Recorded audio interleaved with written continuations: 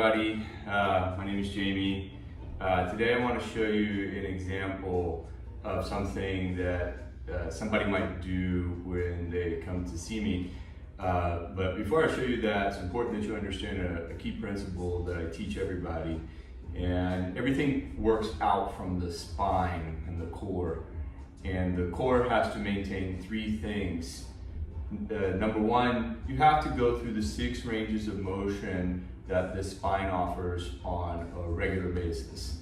So that means I can take my spine and push it out. This is my cow, and then my cat, anterior, posterior. I have my lateral flexion, and then I have my rotation. If I'm doing these 6 motions on a regular basis, then I'm utilizing the back within its ability to move, etc., blah, blah, blah, blah, blah. Now, the second component of that is while I'm doing this, I'm moving in and out of these positions, I'm using the actual muscle to do it. Do you relax into certain stretches? Absolutely. It's good to elongate the muscle. But the muscle also needs to be useful within the range of motion that you're taking it. So you want to challenge it. And it doesn't mean lifting weights, but there are ways you can challenge the body. That's the conditioning part. And then number 3 is how much weight we carry on the modern body. It's not designed to carry modern weight. And so we have to consider the burden we're putting on our body. And if you maintain those 3 things, you should always have a good back. So now that you understand that, on the rings, we can only do 4 of those 6 ranges of motion. So we're going to do cat-cow on the rings, and we're going to do lateral flexion. Twist, we'll do another way for that student that particular day. So let's go straight here to our cat-cow, or to our tabletop position. So our tabletop position, the way you want to think about it is the wrists are directly underneath the shoulders. So you have a nice plumb column, the same with the femur from our hip to our knee, and nice straight up and down. So the knees are underneath the hips. The hands, or where the wrists are mounted, are underneath the shoulders. And from this position, then we'll take the rings. From here, we want to think about that same idea. Keep our wrist right underneath our shoulders, right where we had them planted before we took the rings. So this ensures stability, rather than us being out, and this requires some, just holding it like this for some people is very challenging. So from here, and let's start our pelvic tilt. Moving. Nice. Anterior, posterior. I have one guy, an older gentleman, calls this the sexual motion. And then next exhale, look towards your hips and round the back. Push the scapula away from each other. Inhale, forward into your cow. Cat. Exhale. Inhale into your cow. Just slowly waking up.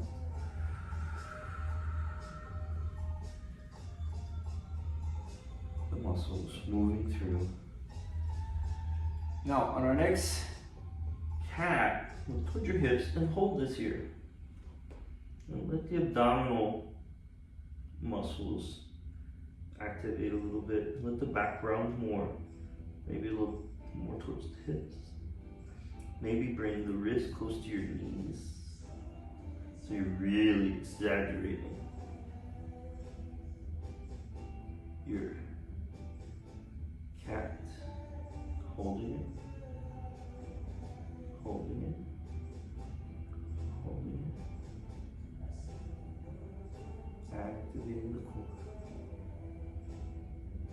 If you start cramping during this, stretch your body out into a cobra. On the rings, it's looking something like this.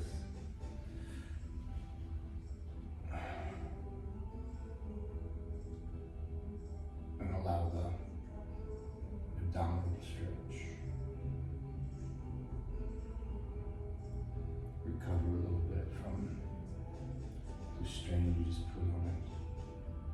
If you're not used to this, it'll cramp. Often too. Even those little muscles in between the ribs will give you some trouble sometimes. Sink into it. Gaze towards the horizon. 3 more breaths. Relax back.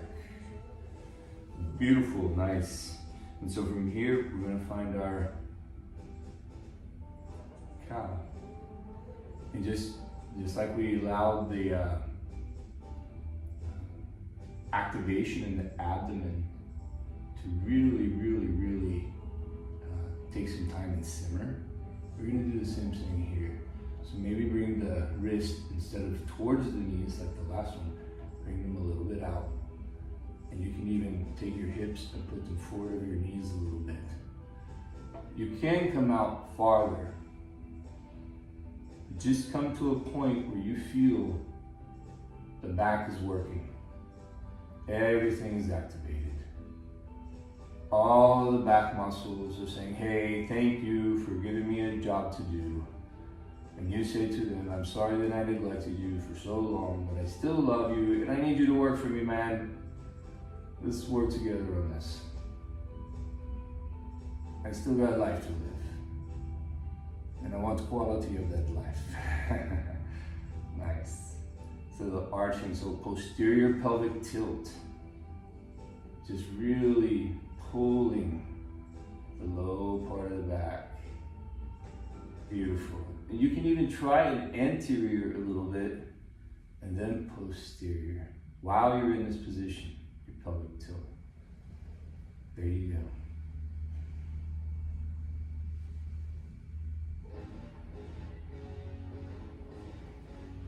Now keep moving and go more into a cobra. Slowly, just do what you can.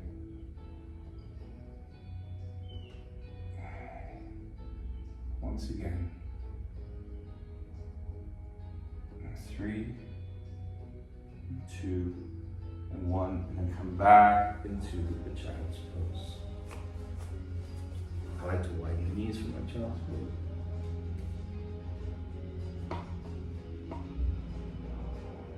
Shoulders up towards the ears, pushing the hands away, nice and active. Straighten the elbows if you can, forehead to the mat.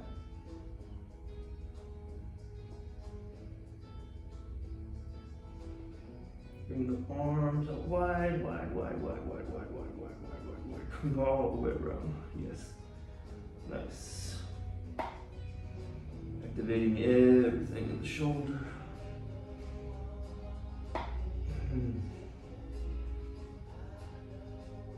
Everything moving, muscles nice and just tense enough to support this movement. Nice. Elbow straight, keeping active arms.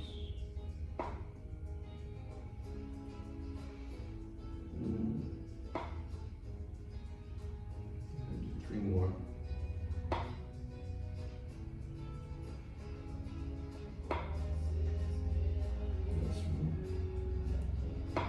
Let's come back up in an iron cross, Thai style push up.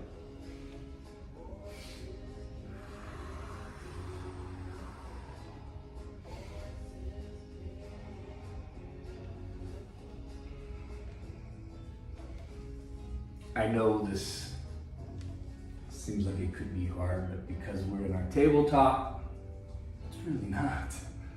Nice, and next time we come back up, we're gonna rest right here.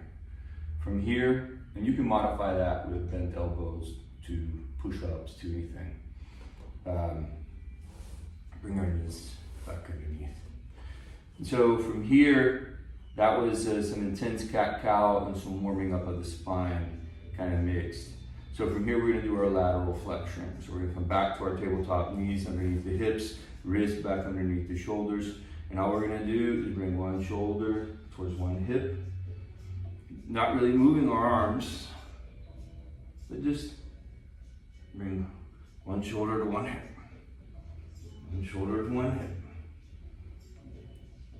Crunch on one side. Crunch on the next side. Crunch on one side. And crunch on the next side. Anytime you're crunching, like, try to engage more muscle. Maybe muscles you didn't feel the last crunch even. That's what this is about. This is about waking things up. Putting everything on alert. Saying, hey, again, I've got some life left. And I need you to be there for me. This pain stuff sucks.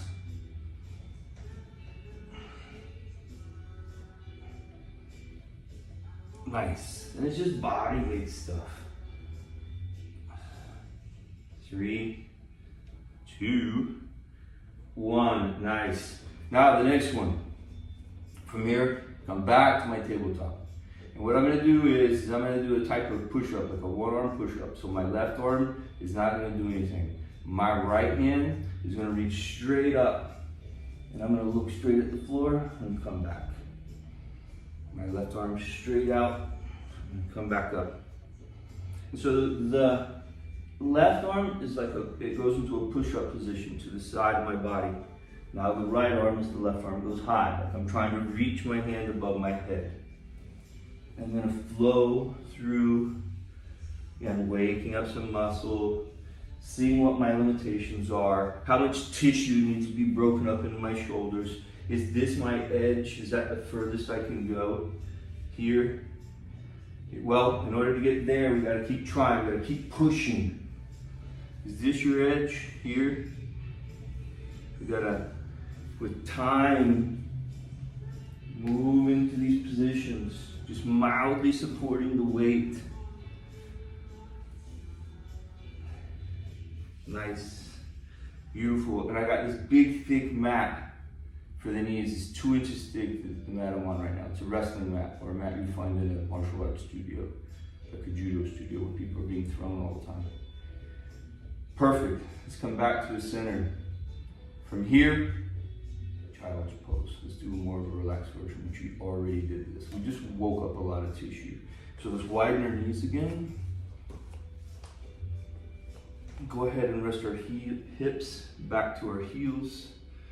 Let's come back out with our arms out. This time a little bit more relaxed, not as straight, shoulders up towards the ears. Maybe just kind of more relaxed, but with tension.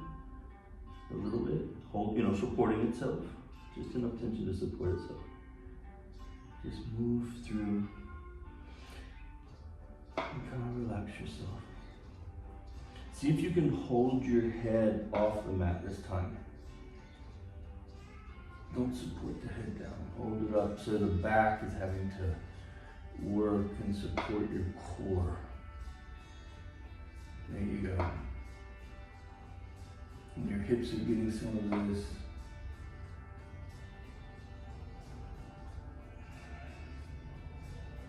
If you couldn't get your hips all the way to your heels, you would be sitting on a bolster, like straddling a big pillow, so that you can access this position.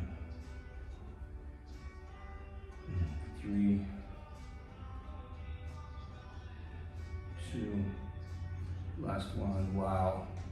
So that's an example of something that someone can do that's mild activation, strengthening every single part of your shoulder. There's no weights involved, a little bit of body support, but you're on your knees. It's not like a plank, where your entire weight is distributed on not the entire weight, but a lot larger percentage of weight is distributed on the wrist. It's mild. We also, because we use the rings, it doesn't matter that your wrist can't go flat. We have this problem with a lot of people. It's exactly why we use the rings, because it gives options to this person. And so, anyway, this is a type of experience that you might find yourself in order to access certain positions and find movement and range of motion with a yogic lens on it. So thank you so much for joining, and